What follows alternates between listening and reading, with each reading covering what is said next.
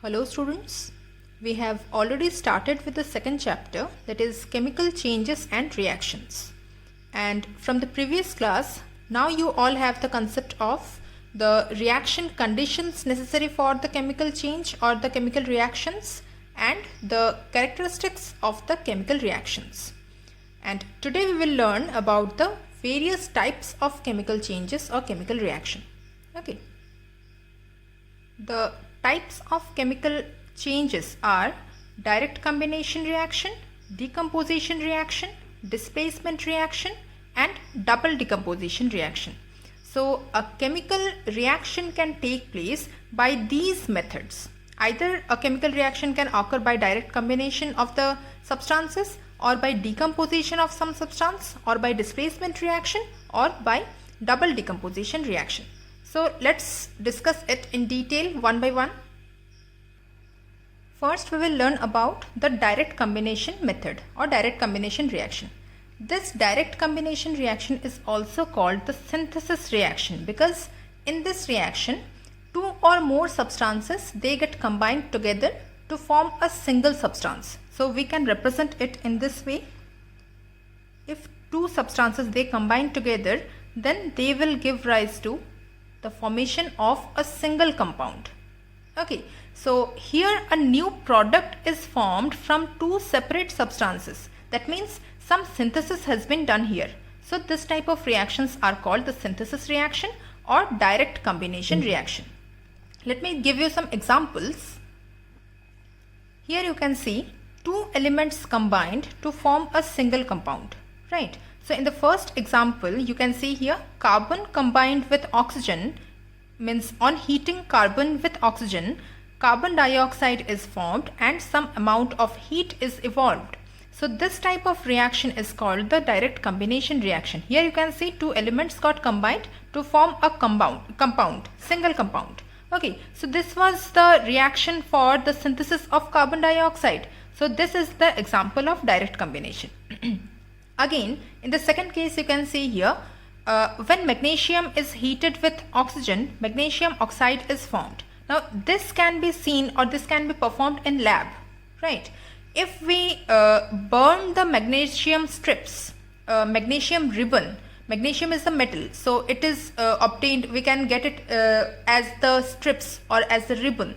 We can say that if magnesium strips or magnesium ribbons are burnt in the flame in presence of oxygen, then it burns with a dazzling light. Okay, a dazzling light is there, it burns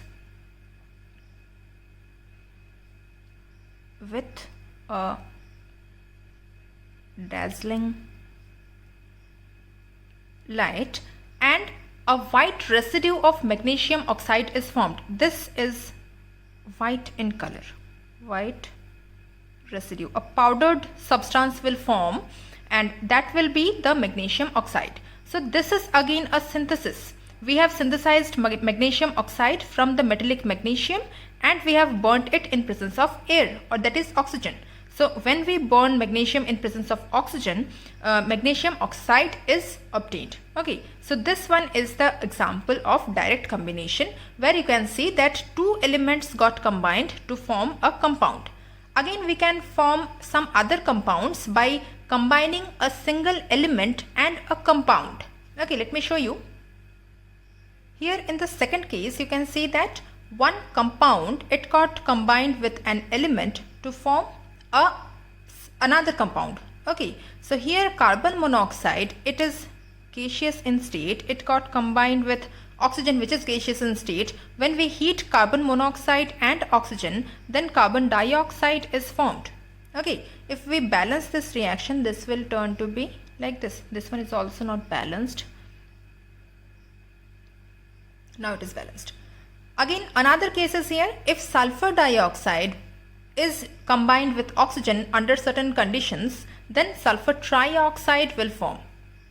Clear? So this type of reactions are called combination reaction, that is the direct combination reaction, or we can say as a new substance is formed from the existing substances. So this one is also called the synthesis reaction.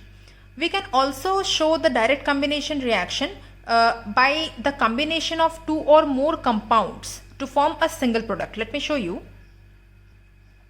Here ammonia and hydrogen chloride gas, they combined to form the solid ammonium chloride. So this one is in gaseous state, this one is also in gaseous state, but here a solid ammonium chloride has been formed.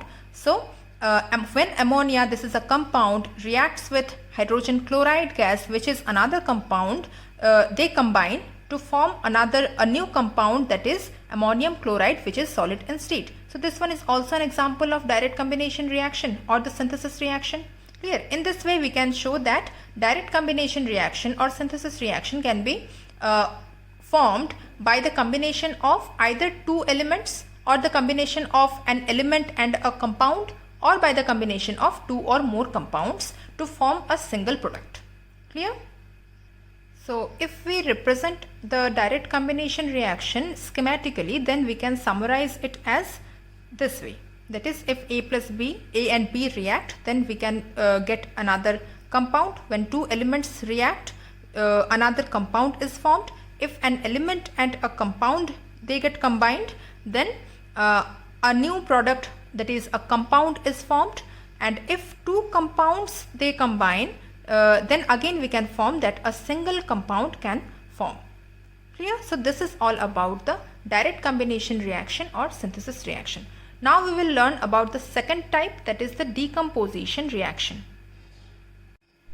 So decomposition reaction is that type of reaction where a single compound breaks down to form or to produce two or more simple substances. That is, a compound decomposes into simpler substances. Okay, it is just opposite to the combination reaction. Now there are some ways by which we can show the decomposition reaction, or we can say that there are some ways in which the decomposition reactions can be carried out. What are they? Some energy is required for the decomposition reaction. Okay, so what are the ways? There are three ways. First one is by supplying heat energy. If we supply heat energy, then this type of decomposition reaction is called the thermal decomposition. Now another type of energy is the electrical energy.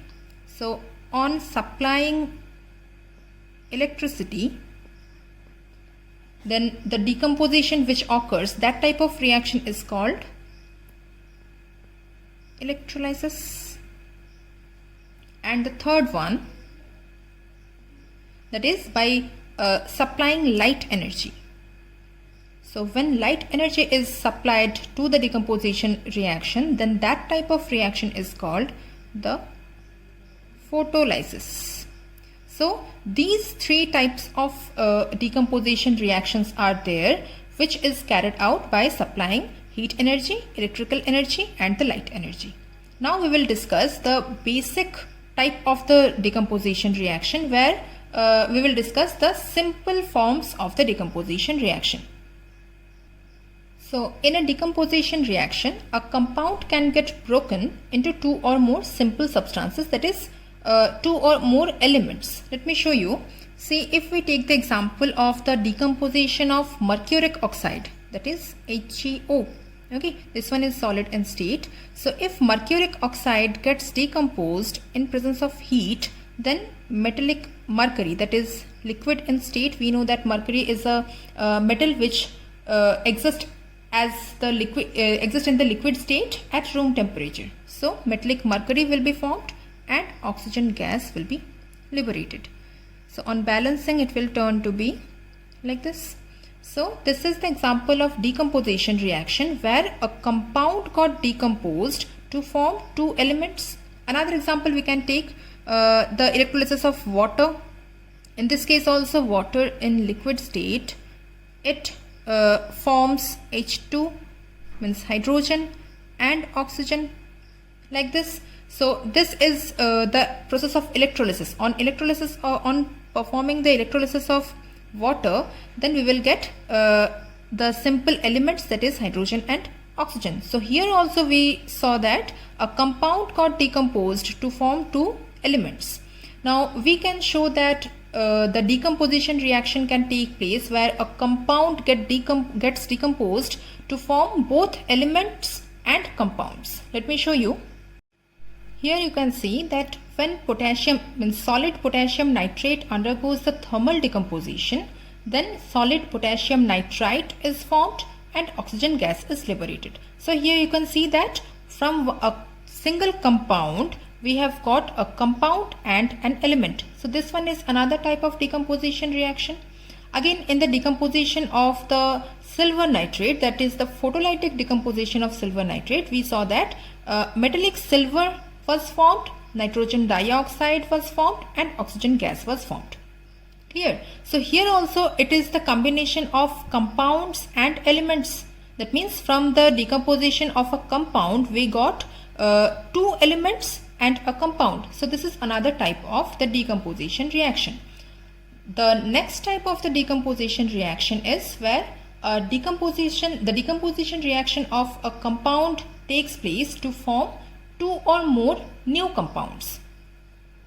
You can see here that the thermal decomposition of zinc carbonate, ZnCO3, this is also in solid state. So when zinc carbonates gets decomposed in presence of heat, then zinc oxide is formed, which is solid in state, and what? Carbon dioxide gas is liberated. So this one is another type where from a particular compound we got two more compounds. So this is the decomposition reaction where a compound got decomposed to form two or more compounds. Clear? So these are the basic three types of decomposition reaction. Now I will show you that how the thermal decomposition or the electrolysis or the photolytic decomposition are carried out. In case of the thermal decomposition, here we will learn how the different metal compounds they undergo the thermal decomposition. That is, in case of metal hydroxides, metal carbonates, or metal bicarbonates, or metal nitrates. Okay, so let's start with metal hydroxides first.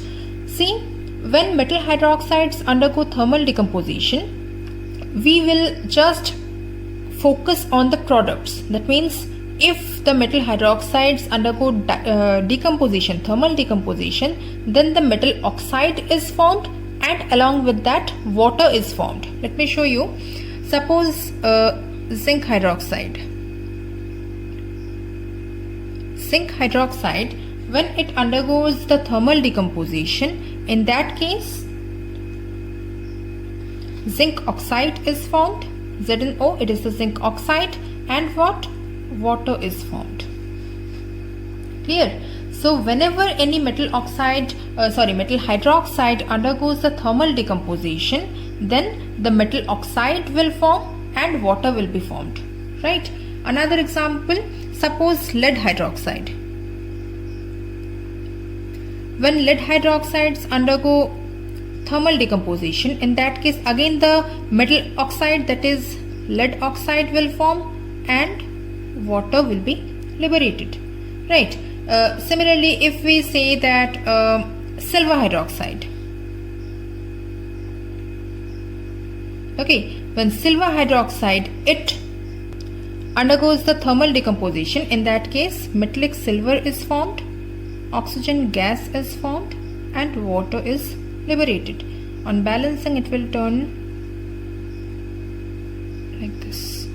Okay, so this is another reaction where you can see that the metal hydroxide have undergone the thermal decomposition to give out the metallic substance, the oxygen gas, and water molecule is liberated.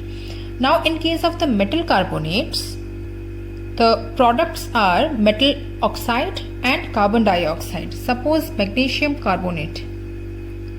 When magnesium carbonate undergoes the thermal decomposition, magnesium oxide is formed and carbon dioxide gas is liberated. Clear? Similarly, if zinc carbonate it undergoes thermal decomposition, then zinc oxide and carbon dioxide will form. Again, if copper carbonate undergoes the thermal decomposition, then copper oxide and carbon dioxide will form. Similarly, if silver carbonate If silver carbonate undergoes the thermal decomposition, metallic silver will form, oxygen gas will be formed, and carbon dioxide gas will be liberated. The reaction of silver salts, whether it is silver hydroxide or silver carbonate, it is quite different because the oxide of the metal is not forming here. Carbon dioxide or water molecules are forming, but like other metals, here the silver oxide is not forming, rather here the metallic silver is forming and oxygen gas is forming. Okay, so metals, oxygen and carbon dioxide is forming in case of the silver metal. Okay, this will be same as in case of the mercury also. If mercury hydroxide or carbonates of mercury undergoes the thermal decomposition, in that case also metallic mercury will form, oxygen gas will form, and in case of the hydroxide water will form, and in case of the carbonates the carbon dioxide will form. Clear? But for the rest of the metals like calcium, zinc, lead, copper, magnesium, in those cases, in case of the hydroxide, the metal oxide and water will form, and in case of the carbonates, metal oxide and along with that carbon dioxide gas will be formed. Now we will learn about the metal bicarbonates and metal nitrates. When metal bicarbonates undergo the thermal decomposition, in that case the metal carbonate is formed, water is formed and carbon dioxide is formed. So here you can see that in case of sodium bicarbonate, it has been formed sodium carbonate, water and carbon dioxide. In case of calcium bicarbonate, on thermal decomposition, calcium carbonate, water and carbon dioxide has formed. In case of metal nitrates, when metal nitrates undergo the thermal decomposition, the metal nitrites are formed, and along with that oxygen gas is formed in case of potassium nitrate. But in case of the rest of the metals, that is for calcium nitrate or copper nitrate or silver nitrate, in that case you can see that oxides of the metals are formed, nitrogen dioxide gas is formed and oxygen gas is formed. But in case of silver nitrate, only metallic silver is formed, nitrogen dioxide gas is formed and oxygen is formed. Clear? Now there are some experiment based questions which you need to focus on. Generally I show these experiments in lab so that the observations are clear and it becomes easy to remember the color of the products or color of the evolved gases or whatever the observations are. But this time I can't show these. When the lockdown will get over and once the school reopens, definitely I'll show them. I'll show these experiments to you. Unfortunately, I have to explain these theoretically and you have to remember the observations. So I'll just give the chemical reactions and explain them one by one. Okay. Here is the first experiment. Here you can see that when lead nitrate undergoes the thermal decomposition, in that case lead oxide is formed, nitrogen dioxide is formed and oxygen gas is formed.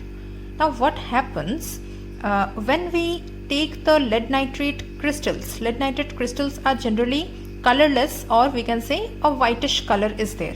So when lead nitrate crystals are heated, then first it gets melt.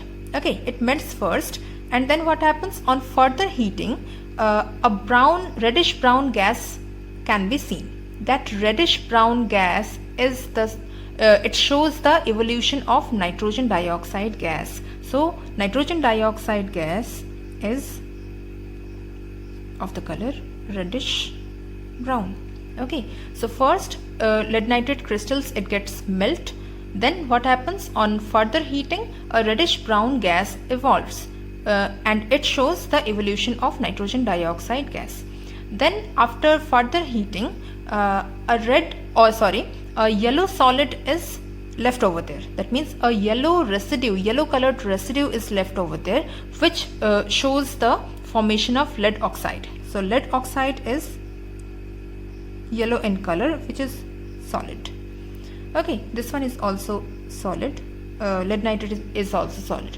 So here after the thermal decomposition, on thermal decomposition of this lead nitrate crystals, yellow colored lead oxide is formed, reddish brown colored nitrogen dioxide gas is formed and oxygen gas is formed. Okay. Next experiment is the thermal decomposition of zinc carbonate salt. So on thermal decomposition of this zinc carbonate, zinc oxide and carbon dioxide is formed. Here the color of zinc oxide is yellow when it is hot, but when it becomes on cooling, this yellow colored zinc oxide turns white.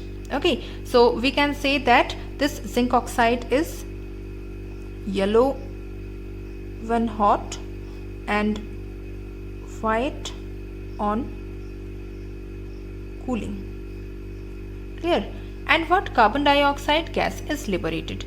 Now if we fit a bent glass tube and pass it through the lime water, then this gas will turn the lime water milky, which shows the presence of carbon dioxide gas. So this is another experimental result where we can see the formation of zinc oxide, which is yellow in the hot condition and white in the cold condition. And evolution of carbon dioxide gas is confirmed by passing it into the lime water, and if there is carbon dioxide, then lime water will get milky, will turn milky. Clear? This experiment is very interesting. Generally we call this experiment as the volcano experiment or the chemical volcano. This is ammonium dichromate.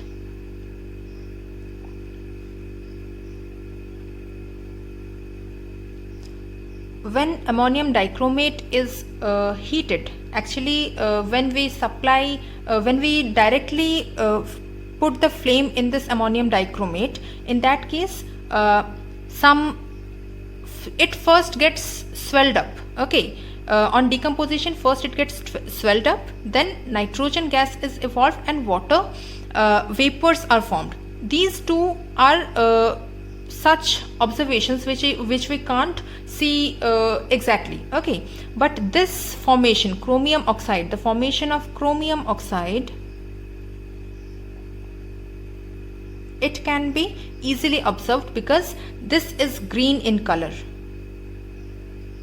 Okay, so formation of this green colored residue is due to the formation of chromium dioxide on the thermal decomposition of ammonium dichromate. Clear? So this is another experiment where we can see that green colored chromium oxide is formed, water vapors are formed, and nitrogen gas is formed. Now please don't get confused that this one is the nitrogen gas and this one is nitrogen dioxide. The reddish brown color is due to the formation of nitrogen dioxide gas, but nitrogen gas is colorless, so we won't get any color change in this case. Any colored gas, there will be no colored gas evolution. Okay. In the previous class, I have already explained that how the color of copper sulfate crystals change on heating. Right. Let's just recapitulate that. If copper sulfate, this is the hydrated copper sulfate. Okay, this one is actually solid. It is in solid state at room temperature, and the color of this hydrated copper sulfate is blue. Okay, this is hydrated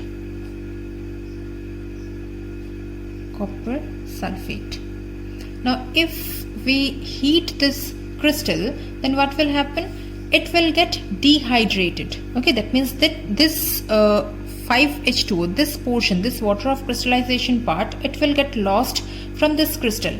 So it will turn white, CuSO4 solid. This one is white, or we can say colorless also sometimes, but generally it is we can see a white mass there. So this is the anhydrous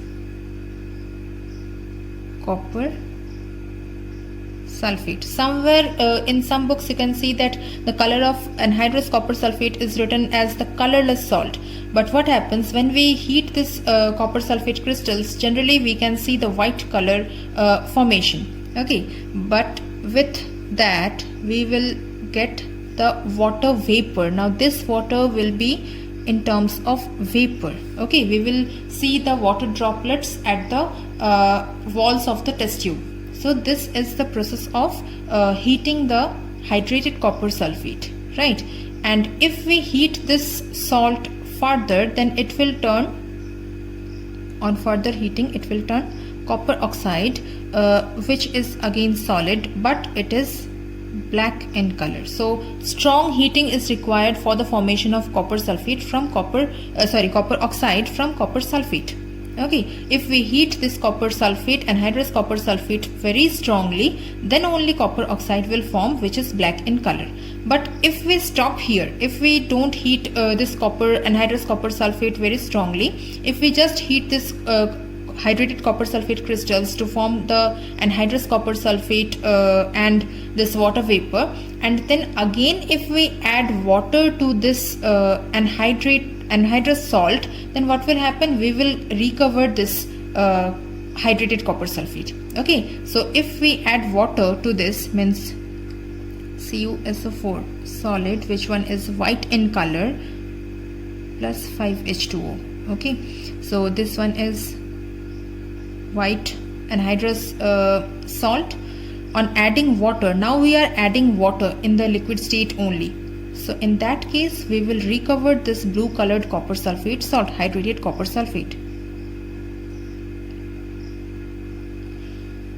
So here you can see that the same thing can be recovered. So this type of reactions are called the reversible reactions. These are called the reversible reactions.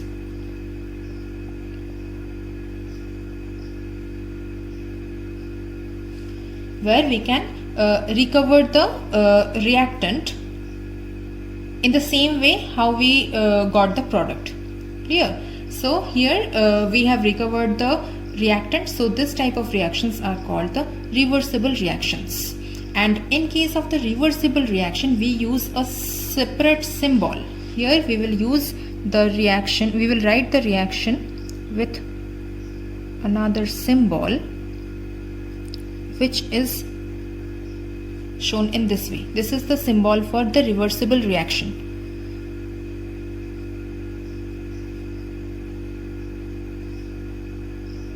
Okay, so this is the representation of the reversible reaction of copper sulfate.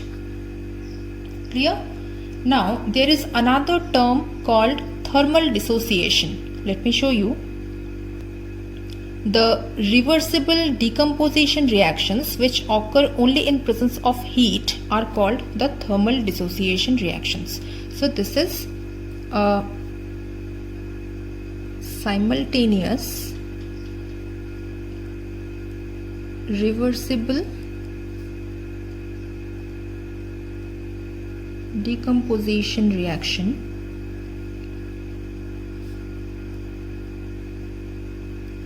brought about only by heat. This is called the thermal dissociation reaction.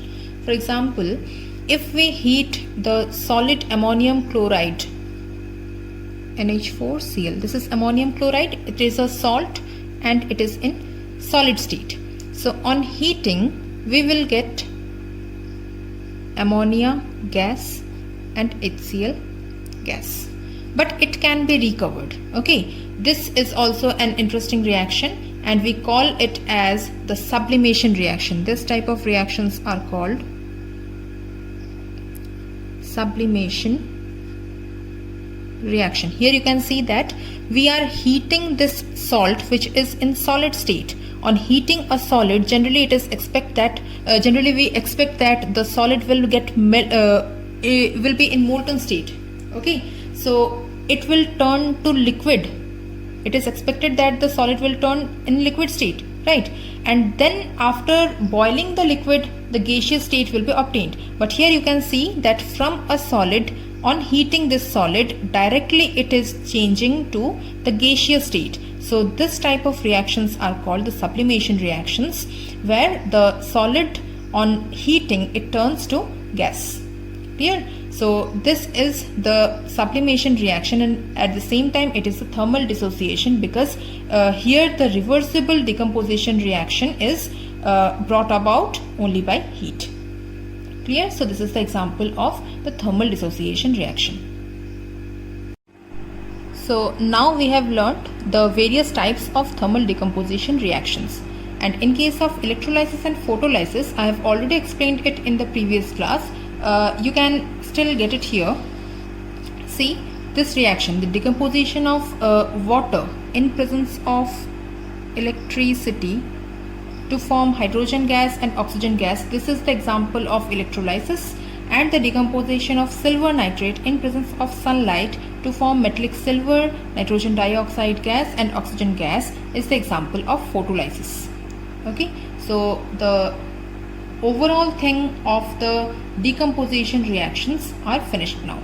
Now we will discuss the displacement reaction. Displacement reactions are those reactions where a more reactive element displaces a less reactive element from a compound, and in order to know that which element can displace the other, we need to know about the activity series or reactivity series. This is the activity series or reactivity series. Here we can see that the metals which are more reactive are placed above hydrogen. See, this one is hydrogen. Okay, we compare the reactivity of the metals with respect to that of the hydrogen. Okay, those metals which are above hydrogen are more reactive and the metals which are below hydrogen are less reactive. So here we can say that the reactivity of the metals, it decreases downwards. That means these metals, potassium, sodium, calcium, magnesium, these are most reactive metals, and these metals which are below hydrogen, here also the reactivity decreases gradually, and these metals like platinum, gold, silver, they are least reactive metals. Clear? Now in case of the non-metals also, here fluorine is most reactive and iodine is less reactive. So here also the reactivity decreases downwards. Now we need to memorize that which metals are more reactive and which are least reactive. In order to understand the displacement reaction, the more reactive metals, they will displace the less reactive metals from its compound, and the more reactive metal will get attached to the acidic radical of the already existing compound to form the another compound. Let me show you. These are the examples of displacement reaction. In the first case, you can see that zinc granules. This is another experiment. You can see that when zinc granules, solid zinc granules, they are added to aqueous solution of copper sulfate, then zinc sulfate is formed and copper metal is formed. Now zinc granules are grey in color. Okay, so when these zinc granules, they are added to blue colored copper sulfate solution, then zinc sulfate, this is colorless, is formed, and it is not the precipitate, rather we can say that metallic copper will form, which are reddish brown in color. These brown particles, means we can see the brown particles of the metallic copper, they will settle down in the beaker. Okay, so this is the displacement reaction where we can see that the more reactive zinc can displace the less reactive copper to form its own salt. Here you can see that zinc has displaced copper to form the salt, and copper is remaining alone. Okay, in the second case, here you can see that magnesium, it is reacting with ferrous sulfate. Magnesium strips are normal brownish in color. So these magnesium strips, when added to the green colored ferrous sulfate solution, then magnesium sulfate is formed and grayish black iron is formed. Okay, so here also we can see that magnesium being more reactive than iron, it has displaced iron, and magnesium sulfate, it has formed its own salt and iron is left alone. Similarly, when zinc granules are added to dilute sulfuric acid, in that case also zinc sulfate is formed because it can, this zinc metal, it is more reactive than hydrogen, so it will displace hydrogen from its compound to form its own compound, and hydrogen gas is liberated here. So all these are the examples of the displacement reaction. Clear? Now we will learn about the double displacement reaction, or we also call it as double decomposition reaction.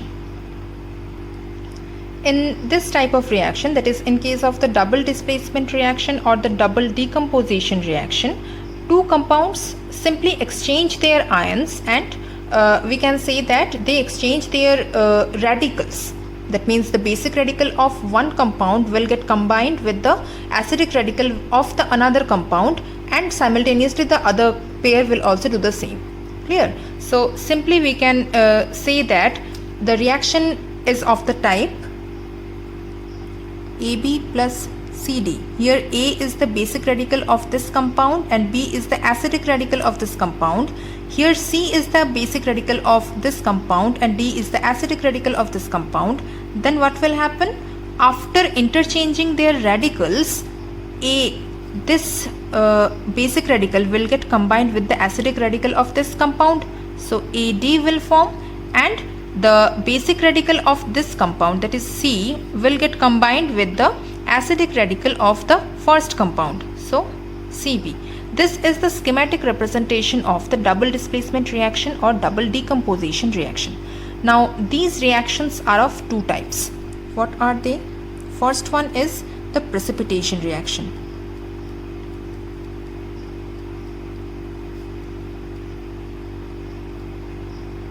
And the other one is the neutralization reaction.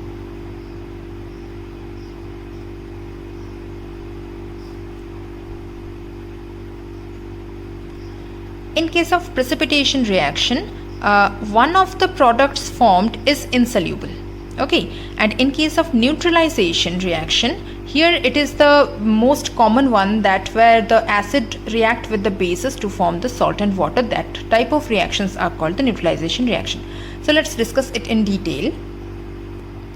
So here in case of the precipitation reaction, two substances, they got reacted in their aqueous solutions. Okay, we have first made the aqueous solution of these two salts, and on reaction they have formed an insoluble salt, that is the precipitate, as one of the product. Here you can see the precipitate of BaSO4, barium sulfate, has formed. When barium chloride, aqueous solution of barium chloride, it reacted with the aqueous solution of sodium sulfate.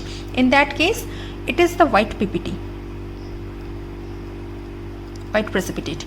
White colored precipitate of barium sulfate has formed here, and aqueous solution of sodium chloride is also formed here. So this is the example of precipitation reaction. Clear? Now in another reaction we can also show that when silver nitrate, we can take silver nitrate, aqueous solution of silver nitrate. This is colorless salt. The solution is also colorless. When it reacts with suppose NaBr solution, this one is also aqueous. Okay, this is sodium bromide. On reaction, there will be a yellow colored precipitate of silver bromide. This one is yellow, yellowish white or yellow colored precipitate of silver bromide, and along with that sodium nitrate will form, which is again in aqueous state. Clear? So this is the example of precipitation reaction.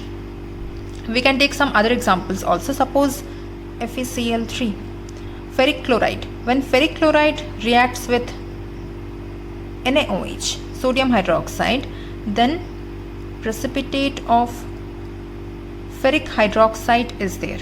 This ferric hydroxide is reddish brown in color, and along with that what are left? Here only NaCl is left, which one is aqueous in state. Okay, so on balancing it will turn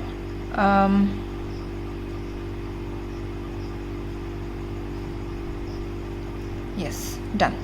So these are the examples of precipitation reaction, which is a special case of the double decomposition reaction. Clear? Similarly, if we take the example of the another double decomposition reaction, that is the neutralization reaction, then it will be, here you can see that when HCl, this is the acid, when acid reacts with a base or an alkali, then salt and water is formed. This is the schematic representation, that when acids react with bases to form salt and water, this type of reactions are called the neutralization reaction.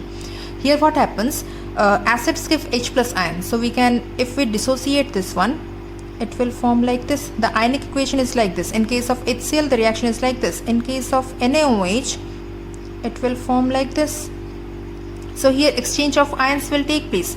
OH minus and H plus ion, they will combine to form H2O, and Na plus and Cl minus, they will combine to form NaCl. In this way, neutralization reaction takes place in case of the acids and bases.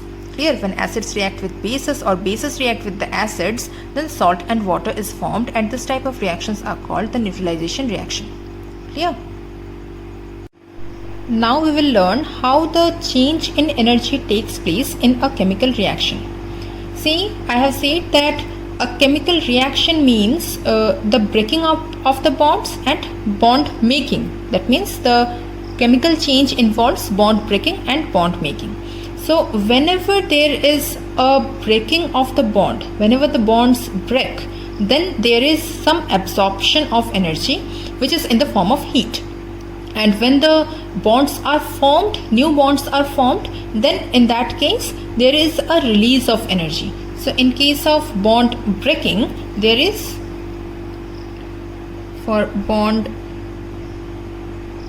breaking, there is absorption of energy. Absorption of energy, and this energy is generally in terms of heat. Okay, and when there is bond making, when new bonds are formed, in that case some amount of energy is released. So there is release of energy. Again, this one is also in terms of heat. Okay, so we need to know another thing, that there is a fixed amount of stored energy in every substance. Okay, and we name that energy as the potential energy.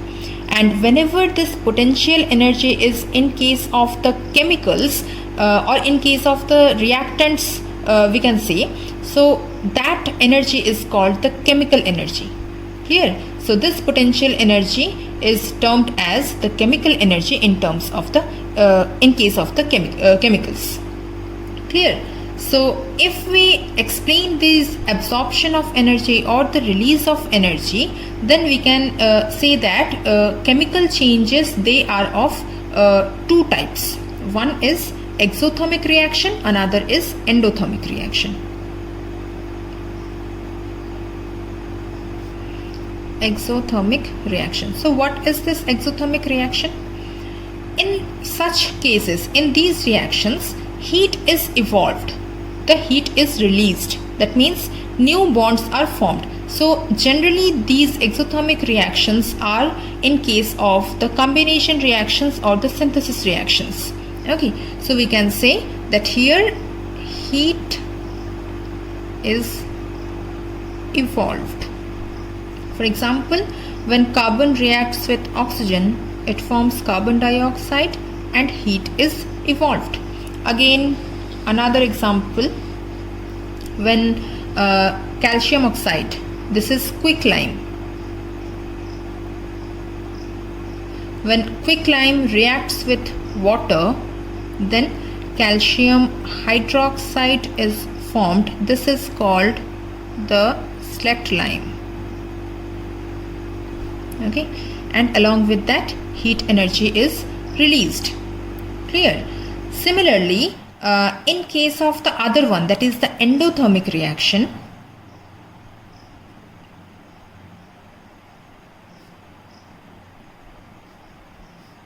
in case of the endothermic reaction, heat is absorbed.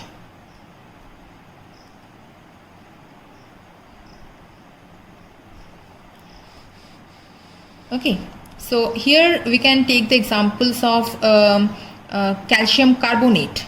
When calcium carbonate it absorbs the heat, then calcium oxide is formed and carbon dioxide is formed. We can say this as the example of decomposition reaction also. If we take another example, suppose nitrogen, it reacts with oxygen, then a supply of heat is required to bring about this chemical reaction. So heat is absorbed here and this is formed. Clear? So nitric oxide is formed, which is again a gas. This one is also a gas. This one is solid. Clear? So in this case also heat is absorbed. So in case of the exothermic reactions, the heat is evolved, and in case of the endothermic reactions, the heat is absorbed. So this was all about the energy change in the chemical reactions. So we have finished this second chapter also, and now I will give you some questions in the next class. Okay, thank you.